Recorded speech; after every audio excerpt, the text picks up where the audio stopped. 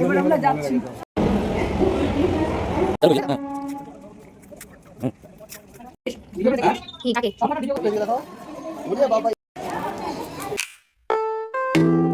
Hello guys, welcome to my channel life with টিয়া। তো এই ব্যাগপত্র নিয়ে আমি কোথায় যাচ্ছি তোমরা ভাবছো নিশ্চয়ই।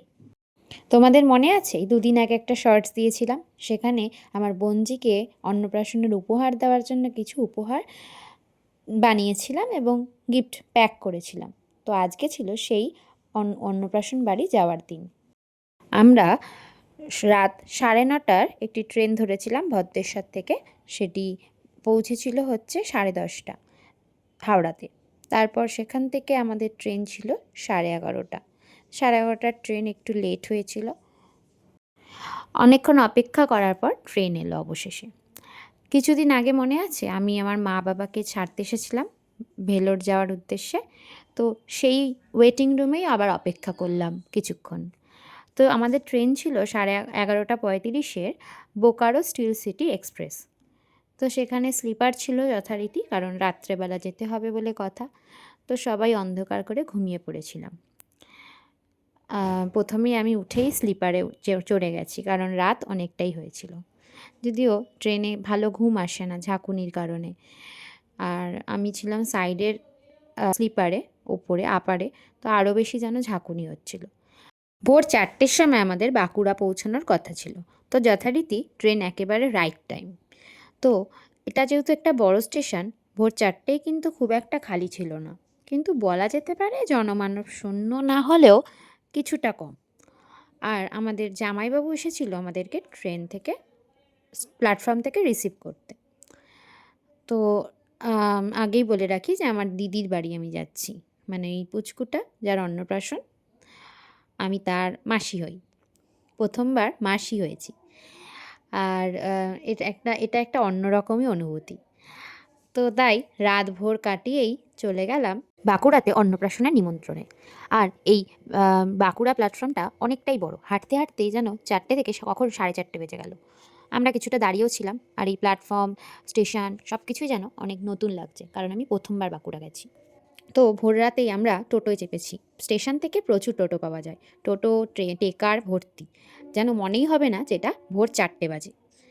তো আমরাও যথারীতি উঠলাম একটা হোটেলে, কারণ আমার দিদির একটা ছোট ফ্ল্যাট আছে, সেখানে সবার থাকার মতো জায়গা নেই। তো হোটেলটা বেশ ভালোই ছিল। হোটেলের রুমটা ভালো করে দেখো, সত্যি খুব সুন্দর, পরিষ্কার পরিচ্ছন্ন। শুধু একটাই অসুবিধা ছিল যে এই খাটটা, মানে এই ঘরটা হলো 2 থেকে 3জন শুতে পারে, কিন্তু আমরা ছিলাম 5জন, তাই সবাইকে শুতে দিয়ে আমি বসেছিলাম, কারণ সকলের মধ্যে শুতে আমার একটু আনকমফোর্টেবল ফিল হচ্ছিল। অপেক্ষা করছিলাম কতক্ষণে রাতটা কাটবে। আর এখানে একটা আওয়াজ শোনো, তোমাদেরকে শোনাই, দাঁড়াও।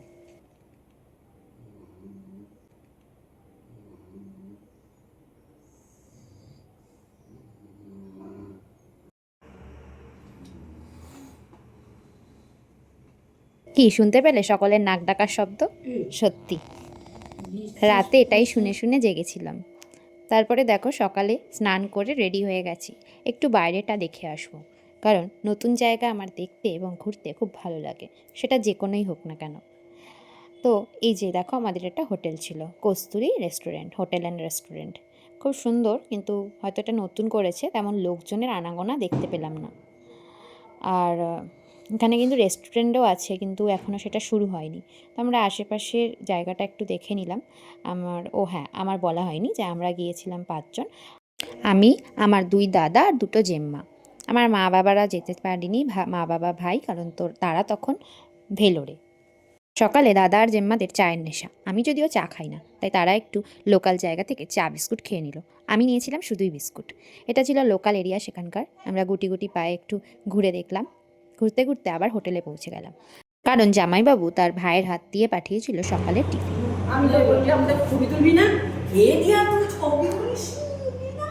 জেম্মাদের ছবি তুলে দিয়ে আমরা রুমে ঢুকে গেলাম, আর সকালের টিফিনের বন্দোবস্ত করলাম। মানে সবই ছিল কচুরি, ছোলার ডাল আর নলেন গুড়ের রসগোল্লা। শীতকাল মানেই নলেন গুড়ের রসগোল্লা। আর ওখানকার রসগোল্লাটা একটু আলাদা ছিল আমাদের স্থানীয় থেকে, স্পঞ্জি ছিল না, ব্যাপারটা একটু টাইট ছিল। সে যাই হোক, সকাল থেকে না খেয়ে থাকায় আমাদের খিদেটা বড্ডই পেয়েছিল।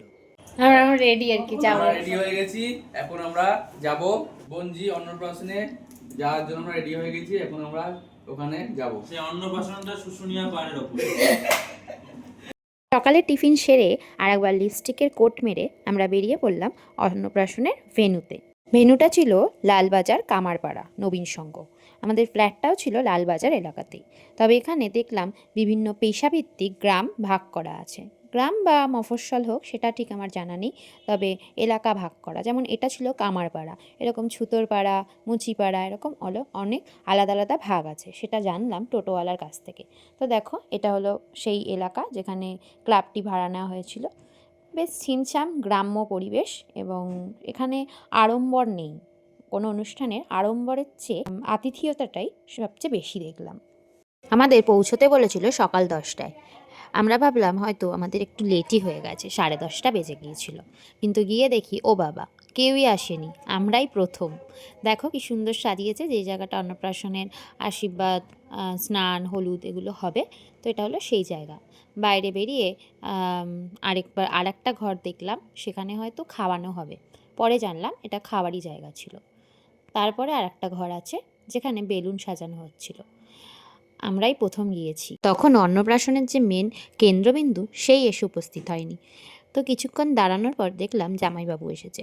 জামাইবাবু তো বড্ড ব্যস্ত, কারণ এই পুরো অনুষ্ঠানটা একা হাতে সামলাচ্ছে। সমস্ত কিছু ক্যাটারারকেও দেয়নি, নিজের হাতেই সমস্ত দায়িত্ব নিয়েছে। জামাইবাবুর সাথে আমার সেরকম পরিচয় নেই, যদিও আমি একমাত্র ছোট শালি। একটু আমার লাজুক স্বভাব হওয়ার জন্যই হয়তো সেইভাবে মিশে উঠতে পারিনি। তবে প্রথমবার সামনে থেকে দেখে মনে হলো যে জামাইবাবু কিন্তু খুবই কর্মঠ লোক। চাকরি করলে কি হবে, টাকা দিয়ে কিন্তু চাইলেই সমস্ত কিছু লোক দিয়ে করাতে পারত। কিন্তু গ্রামের লোক বলে হয়তো সবটা নিজে হাতে সামলাতে পছন্দ করে। তো দেখো ততক্ষণে মেয়ের মা উপস্থিত, মেয়েকে নিয়ে, মানে আমার দিদি পুচকুকে নিয়ে চলে এসছে। এর নাম কি বলো তো? এর নাম হলো দীপ্তিকণা। কি সুন্দর, কারোর কোলে কাঁদে না, অচেনা কারোর কোলে যেতেও কোনো বাধা নেই তার। এত মিষ্টি আর সুন্দর হলুদ জামা পরে কি কিউটি না লাগছে বলো দেখি। আমরা কত সেজেছি, আর ওর বিনা সাজেই কি সুন্দর লাগছে। বাচ্চারা এরকমই হয়, তাদের যে সৌন্দর্য সেটা আলাদা করে ফুটিয়ে তুলতে হয় না। আর দেখো এক সুন্দর ক্যামেরা দেখে তাকাতে চায়, ক্যামেরাতে নিজেকে দেখছে আর সেদিকেই তাকিয়ে আছে। আর এর ধৈর্য দেখে তো আমি অবাক। অনেকক্ষণ এসেছে, প্রায় 11টার সময় চলে এসছে, কিন্তু ও এলে কি হবে? ওকে স্নান করানোর জন্য 5জন এও দরকার, মানে সদবা স্ত্রী দরকার।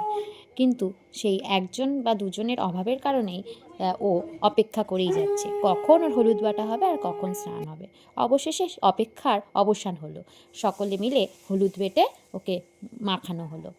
কি সুন্দর মিষ্টিভাবে হলুদ মাখছে দেখো, কোনো ওর অধৈর্য নেই আর কান্না নেই। তারপরে এলো ওর বাবা, বাবা মা মিলে হলুদ মাখাচ্ছিল। এই দেখো পড়ে যাচ্ছিল এক্ষুনি,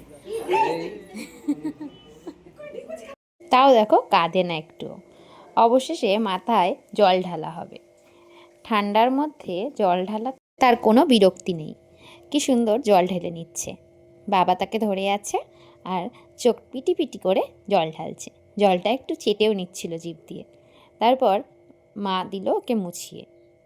ওরা এবার ওদের ফ্ল্যাটে যাবে রেডি হতে পরের পর্বের জন্য। আর আমরা কি করব? আমরা গেলাম আমার দিদির শ্বশুরবাড়ি, মানে পুরনো শ্বশুরবাড়ি, যেখানে তার শাশুড়ি শ্বশুর তারা থাকে। এটা অনেকটা বড় জায়গা নিয়ে তৈরি এই বাড়িটা, কিন্তু প্রায় সময়ের সাথে সাথে ভগ্নাবশেষে পরিণত হয়েছে।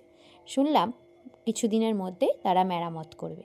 আর সেখানে ছিল একটা তোতা পাখি, তোতা পাখিটির নাকি প্যারালাইজ হয়ে গেছে, তাও ওরা ডাক্তার দেখিয়ে সুস্থ করেছে। দিদির শ্বশুরবাড়ির লোকেদের আপ্যায়ন দেখে সত্যি মুগ্ধ হলাম। এই হলো সহজ সরল গ্রামের মানুষ। আমরা ওখান থেকে ঘুরে এসে চলে গেলাম অন্নপ্রাশনের ভেন্যুতে।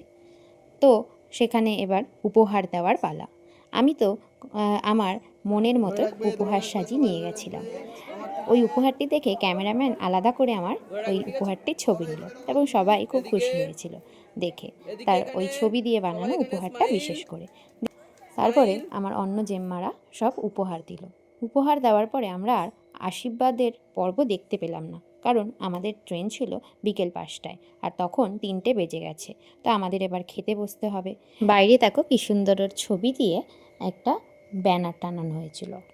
খাওয়ার মেনুগুলো ভালোই ছিল, তবে যিনি রান্না করেছিলেন তিনি একটু গন্ডগোল পাকিয়েছিলেন বলে আমার মনে হলো।